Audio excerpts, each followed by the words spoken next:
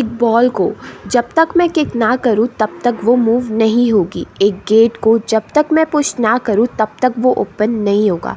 एक बैटमैन अपनी बॉल को तभी हिट कर पाएगा जब वो अपने बैट को पुश करेगा, उस पर फोर्स लगाएगा। So hello guys, welcome back. आज हम इस वीडियो में फोर्स को समझने वाले हैं। आप इस वीडियो में लास्ट तक बने रहे ताकि आपके सारे कॉन्सेप्ट्स हो जाए एकदम क्लियर। सो इन सारी एक्टिविटीज़ के लिए क्या रिक्वायर्ड हुआ? फोर्स। और फोर्स क्या है? किसी भी बॉडी को पुश या पुल करना ताकि उसकी स्टेट चेंज हो सके, उसी को तो फोर्स बोलते हैं। और विदाउट फोर्स हमारी day to day life activities possible ही नहीं है।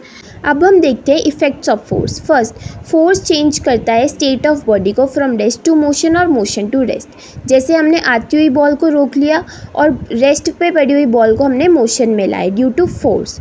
और फोर्स किसी भी मूविंग बॉडी की डायरेक्शन को चेंज करता है। जैसे बैटमैन या फिर हम कोई भी गेम खेलते हैं, जब वो बॉल आ रही होती है सीधी डायरेक्शन में, बट हम क्या करते हैं, जब बॉल को हिट करते हैं तो वो दूसरी डायरेक्शन में जाती है। तो यहाँ से डायरेक्शन भी चेंज हो गई due to force. Force shape और साइज़ भी चेंज कर सकता है बॉडी का।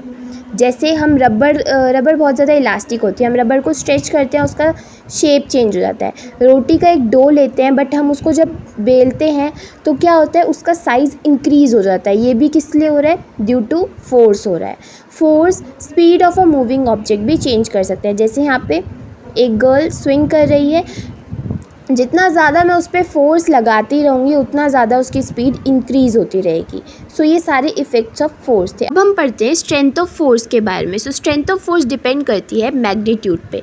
अगर अप्लाइड फोर्स का मैग्नीट्यूड चेंज होगा तो उस पर पड़ने वाला इफेक्ट भी चेंज होगा। सपोज़ दो ऑब्जेक्ट्स अपोजिट डायरेक्शन में है बट दोनों पे इक्वल अमाउंट ऑफ फोर्स लग रहा है तो उनका नेट फोर्स जो होगा वो ज़ीरो होगा।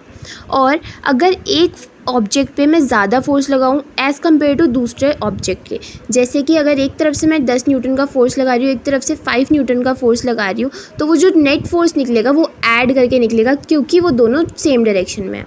और अगर मैं दोनों अपोजिट डायरेक्शन में लगाऊँ विद अनइक्वल फोर्सेस तो वो ऑब्जेक्ट मूव करेगा in the direction of bigger force, जहाँ पे ज़्यादा फोर्स लगेगा। जैसे एक ऑब्जेक्ट पे 10 न्यूटन का फोर्स लग रहा है और एक ऑब्जेक्ट पे 5 न्यूटन का फोर्स लग रहा है, तो वो ऑब्जेक्ट 10 न्यूटन की तरफ मूव करेगा क्योंकि वहाँ पे ज़्यादा फोर्स है और दोनों की डायरेक्शन भी अनइक्वल है।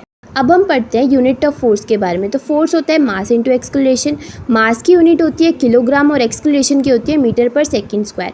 किलोग्राम मीटर पर सेकंड स्क्वायर को हम बोलते हैं न्यूटन। सो फोर्स की एसआई यूनिट हो गई न्यूटन। और 1 न्यूटन को हम कैसे डिफाइन कर सकते हैं? The force that produces an acceleration of 1 metre पर सेकंड स्क्वायर। ऐसा फोर्स लग रहा हो जो एक्सेलरेशन प्रोड्यूस कर रहा हो 1 मीटर पर सेकंड स्क्वायर की in a body of mass 1 kilogram, और मास हो 1 किलोग्राम, उसको बोलेंगे 1 newton. So thanks for watching. If you like this video, make sure to subscribe for more.